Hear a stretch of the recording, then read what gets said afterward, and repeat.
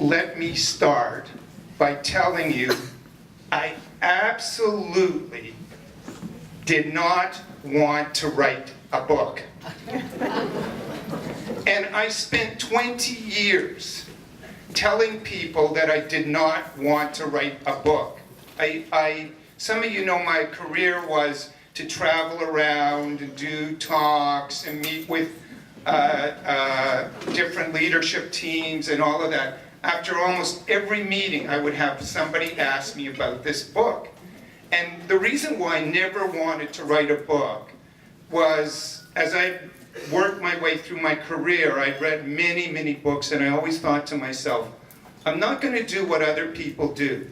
I'm not going to write something that is about self-promotion or about ego or just kind of rearranges the facts from other people's books. If I would ever write a book, it would have to be something that really added value to other people. And I didn't think I had that in me at that time, so I was adamant about this. So what happened to make me write the book that you're all here to find out about? And it's a story. And I'm going to have to tell you a little bit about my story that happened about 10 weeks ago. Because something had to change in me in order to write this book. So 10 weeks ago, I went up to Ottawa for a business meeting. I had a couple of business meetings there. And the day before that, I had felt fabulous. I probably played my best tennis game ever.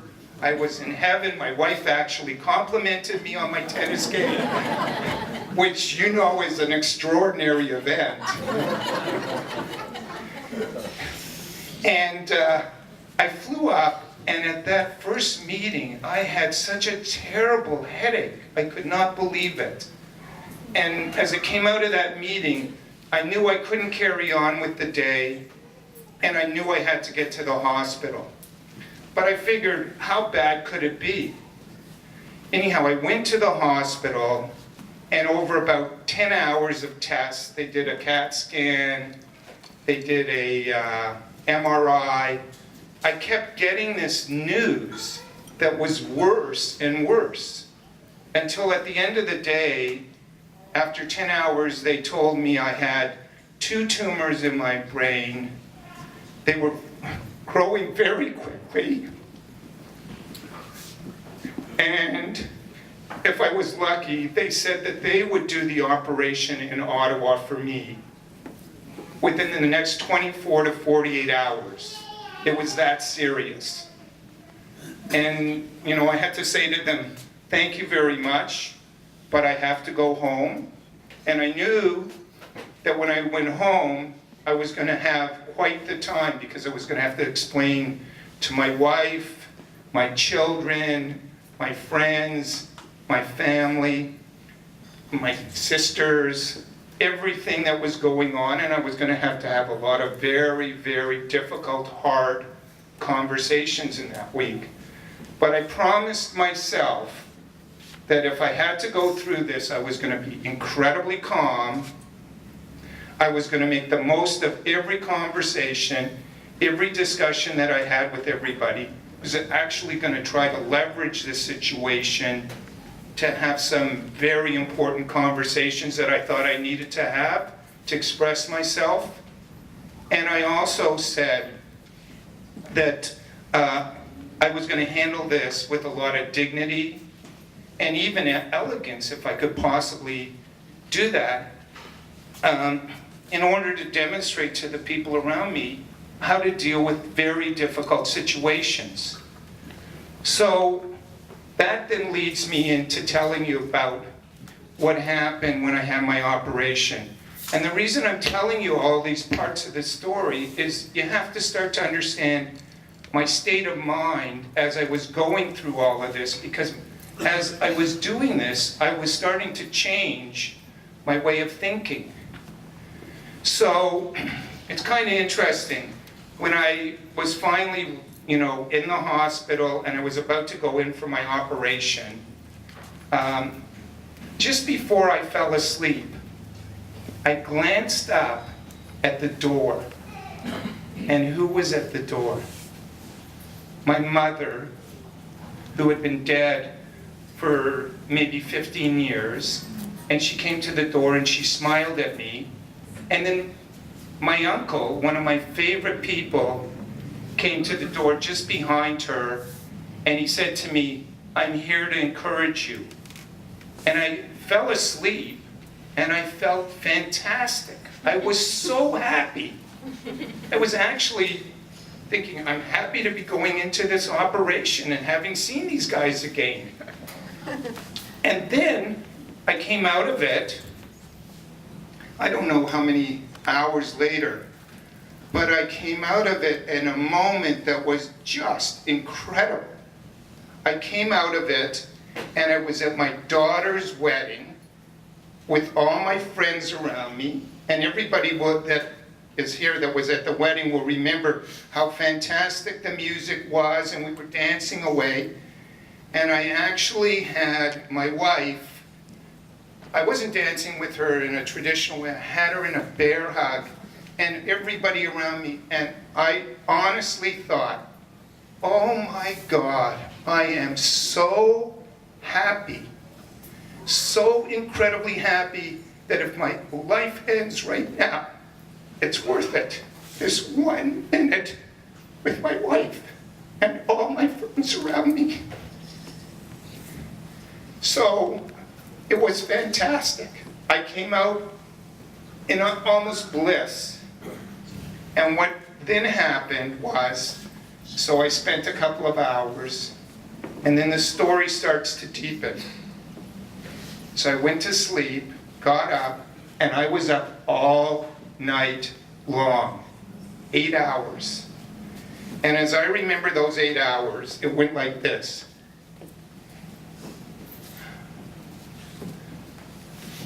That's a picture of me, incidentally. 4 or 5 years ago.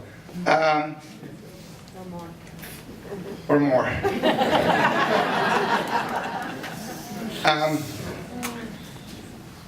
For the first 4 hours, I think I was thinking only about my past. And it was crazy. I mean, I remembered everything. It was like a computer screen scrolling by me. And as I was thinking about my past, one of the interesting things that has happened to me along the way, and some people know this, some people don't, by the time I was in my mid-40s, I'd actually gone through some pretty difficult times where I'd lost everything. And I mean literally, I had lost everything 3 times. I was financially wiped out. I had personal problems. And somewhere around the time of my mid-40s, when I had this happened to me the 3rd time, I thought, oh my God, I gotta get smart. Like, something's not working here.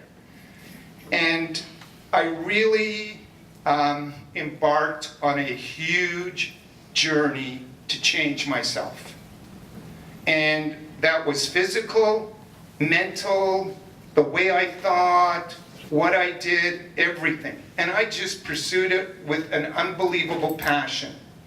Reading books, going to courses, working out, doing yoga, meditating, everything I could possibly do.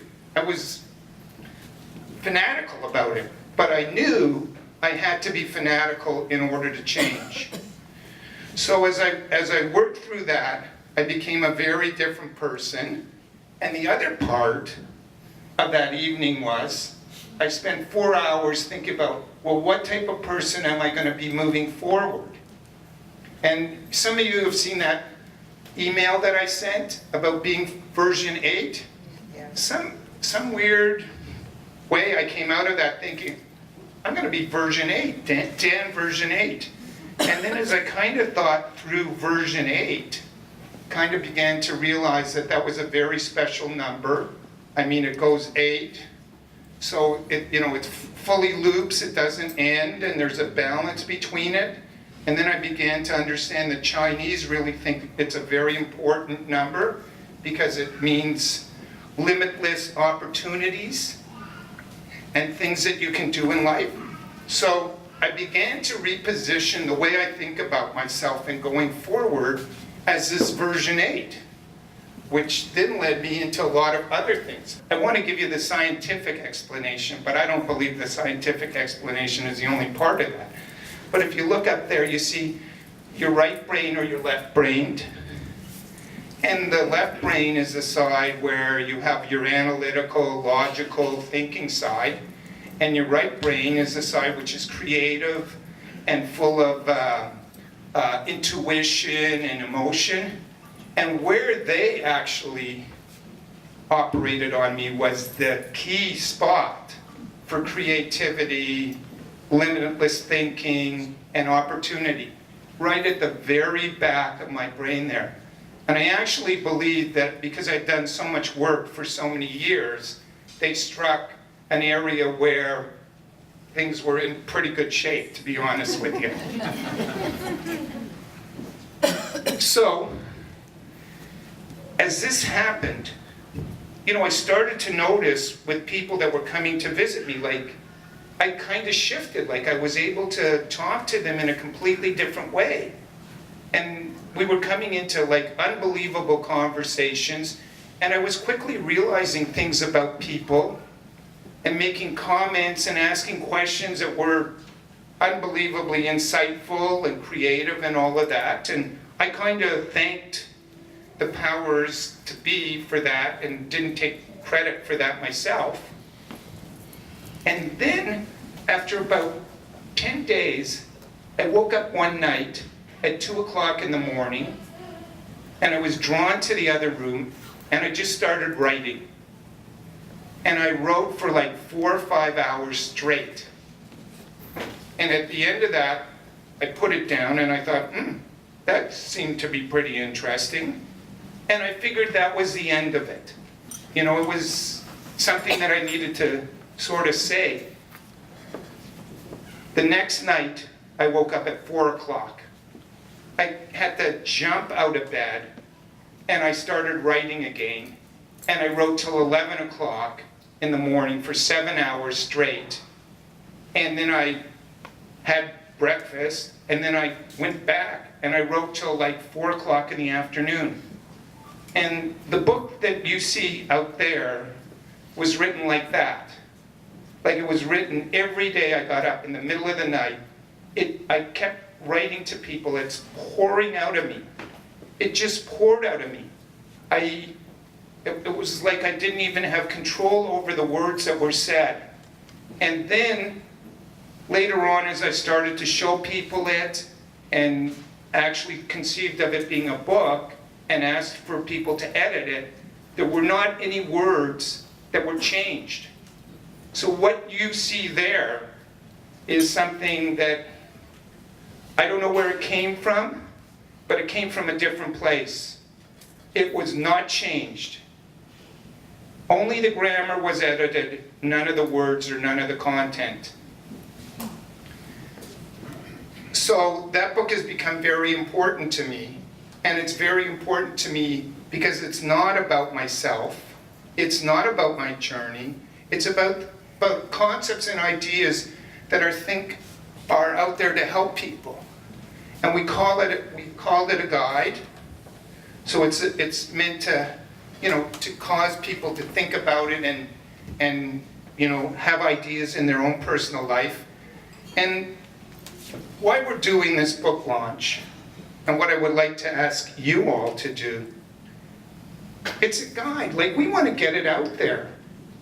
Like, I actually have this crazy theory, or maybe not so crazy, that we're living in a time right now where there's very negative things going on in this world. From Britain to the EU to the United States to all sorts of terrible things. And I have this kind of crazy idea that, hey, maybe I was sort of meant to write this to kind of help be a counterbalance on the other side to think more positively about what the world is all about and what we're all about. So my ask for everybody here is take the book, enjoy it, don't enjoy it, but if you can think of anybody you want to send it to or you want to pass it on to or whatever, please do that.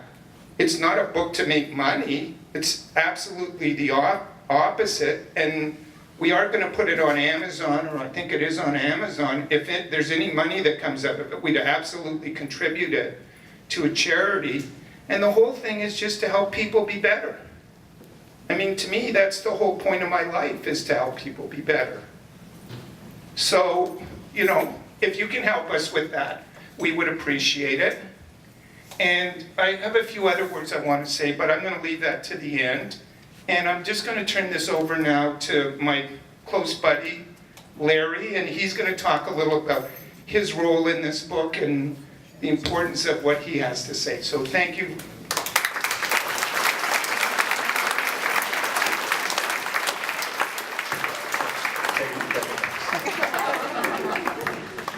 Like some of you, June and I have known Dan and Shana for a long time. In our case, well over 20 years. During this time, Dan, Shana, June and myself have worked, socialized and holidayed together around the world, over 30 countries at the last count. Together, we've shared some amazing experiences, and also our biggest ups and our biggest downs. We've laughed and cried together. As couples, we're very similar, and we share the same strong family values. There are some differences though. I'm not so good in the morning, and don't exercise as much as I should. Sorry about that. So before we travel with Dan and Shana, I have to practice getting up at 6 in the morning, eating lettuce leaves, spending 6 months in the gym, and taking go-fast pills to enable me to keep up the pace. Also, Dan occasionally lapses into his own unique vocabulary. An example of this was when Dan and I and Shana spent some time with June in Mallorca during the time of the Iraq War, when there was a scary talk going on about weapons of mass destruction, including chemical weapons. During their visit, we took them to a beautiful port called Andratx, where we all enjoyed an excellent coffee con leche. 2 days later, we asked Dan where he'd like to spend that day, and he responded by saying, "I'd like to have another coffee con velouche at Anthrax." And he hasn't lived it down since. Over the years, Dan and I have frequently undertaken business assignments with international clients without our wives. It is during these times that we really got to know one another very well. And as our friendship grew over the years, Dan became the brother I never had. I've always admired his positive can-do attitude and his boundless enthusiasm. The truth is, Dan is truly inspirational to be with. And when you're down, he has that innate ability to lift you up. He's always maintained that the small things in life are equally as important as the major issues. And now, having read his book, I do understand that it really is appreciating the small things in life that make the difference. I first met Dan in Copenhagen. We were both attending the AGM of a global human resources consultancy in which we were both country partners, Dan for Canada and myself for the UK and Ireland. During the meeting, I noticed how easily both Dan and Shana mixed with people from different countries and cultures whom they'd never met before. To state the obvious to those of us who know them, both Dan and Shana can work a room like nobody else I know. They make an excellent team. As time progressed, and Dan and I continued to work together on international assignments, I came to realise that Dan's interest in people and sharing was not just superficial, but was in fact very genuine and very deep, and we've heard some of that a few moments ago. Dan was elected president of the Global Human Resources Consultancy to which I previously referred, at a time when the need for diplomacy was paramount. Dan rose to the challenge, and by using his charm, intuition, intellect, and by adopting a positive attitude, he repositioned what was a fractious organisation into a smooth-running machine. In so doing, he enabled me to take over as president a year later, free from the majority of problems that had so bedeviled the organisation previously. And for that, Dan, I owe you a huge debt of gratitude. There were several events that occurred when we were together that made me realise how spiritual Dan really is. The first event occurred when Dan was staying at our home in the UK. It's a reasonably large house with a large garden, just over an acre, and at the bottom of the garden was a wood which overlooked fields which led down to the River Severn, which, for those of you who know, is the large river which separates England and Wales. The view across the river to the Welsh hills is spectacular, and the sunsets are magical. One morning, I awoke unusually early, about 5 a.m, and as I happened to look out of the bedroom window towards the wood at the bottom of the garden, I saw a figure sitting cross-legged, with her hands pressed together, overlooking the river towards the Welsh hills. Now, I'm very short-sighted and couldn't believe what I thought I was seeing. So I called June. Come quickly, we have a stranger at the bottom of the garden who looks as though he's praying. June came quickly and observed, "That's no stranger, it's Dan, and he's meditating." My learning from this event was that Dan takes his meditation very seriously and gets up ridiculously early in the morning to practice it. The second event took place during a business trip to Rome. Dan and I were looking for a restaurant that I previously visited close to the Spanish Steps. We stopped a good-looking young man, Philip, to ask his directions to the restaurant. It turned out that Philip was a fellow Brit from Canterbury in the southeast of England. The three of us started to talk, and before I realised what was happening, Dan invited Philip to join us for dinner. This is a typical Dan gesture. Well, dinner turned out to be an unforgettable experience. As we talked, we came to learn that Philip was a Franciscan monk working for a leading papal lawyer for the Vatican. Having read civil engineering at Cambridge, he joined the family construction business, but with a strong desire to take the cloth, had subsequently left the business to return to Cambridge to read law and then join the Catholic Church. Interestingly, his brother was sales director of a major tobacco company, and his sister was head of investment banking for a major international bank. So one can only imagine what interesting Sunday lunches that family must have had. However, the really interesting experience for me was that the conversation during dinner was three-dimensional: business, social, and spiritual.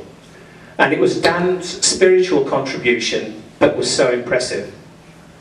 My learning from this event was that I came to realise that none of these three dimensions are mutually exclusive, and that the ability to understand and relate to all three enriches the life of both yourself and others. So what is Dan doing now?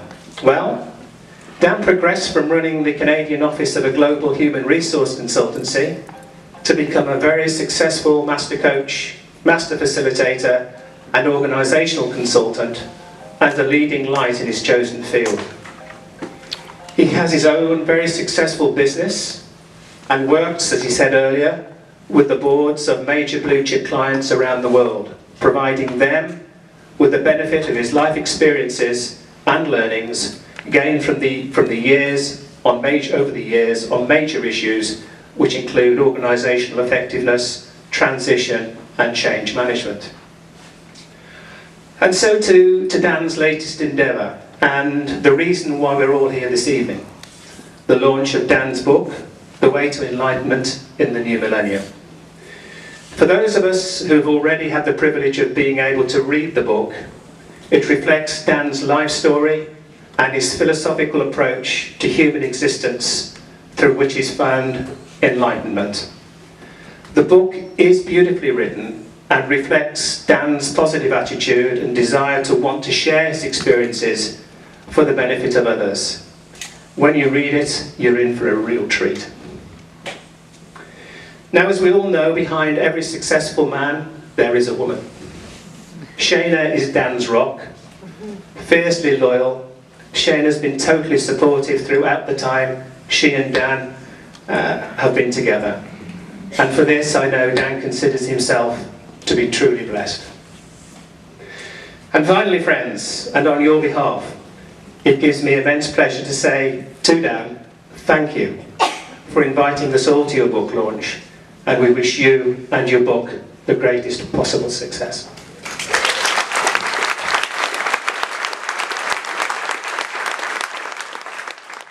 So thank you very much, Roger. And a couple other thank yous. I need to, in particular, around this book, thank my sister Joan, who has spent, I don't know how many years, I won't mention it, in publishing, but was always a source of complete support and help, and worked hours and hours and hours to make it happen. So thank you very much, Joan.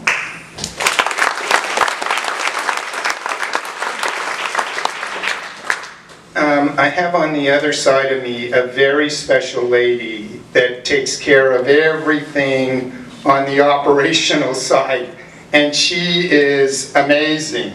I mean, I always consider her one of the best in the world, because she deals with the best in the world. And Tracy, you're not only one of the best in the world, you are the best in the world. So thank you very, very much for all the work and pulling this off in record time and making it fabulous and everything you do. So thank you, Tracy.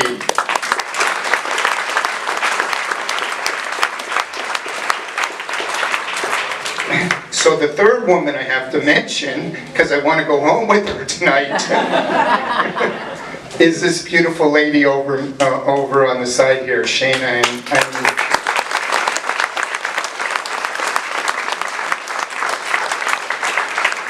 And you all know that this was the luckiest day of my life when I met her, and she agreed to marry me. So thank you, Shayna. I won't say more than that. You know how I feel about you. And I just want to close with one thing.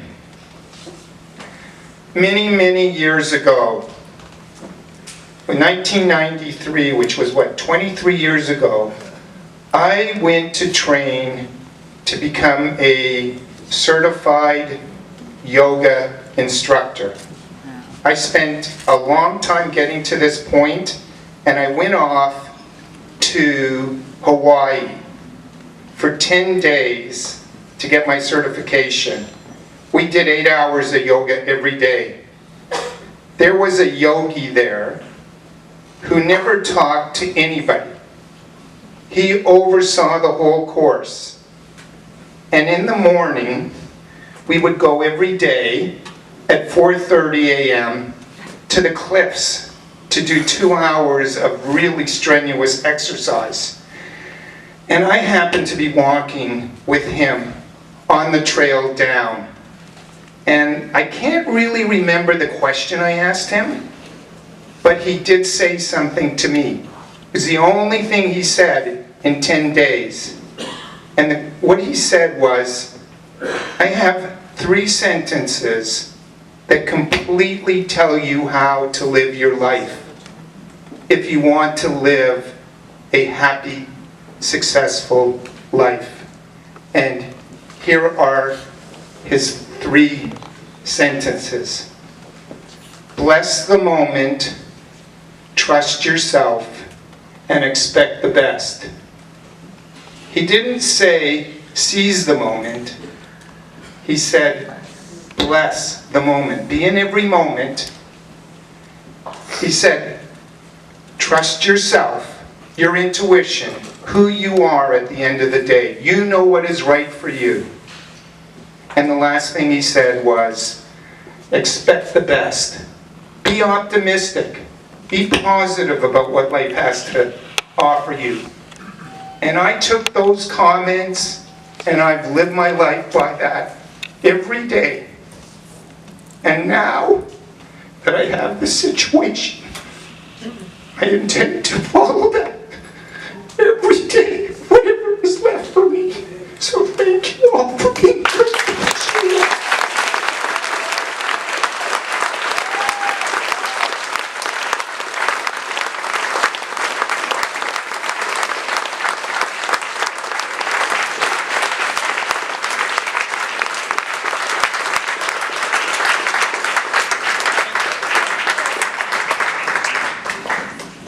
and enjoy the wine and cheese and everything else, and have a great time. That's what it's all about.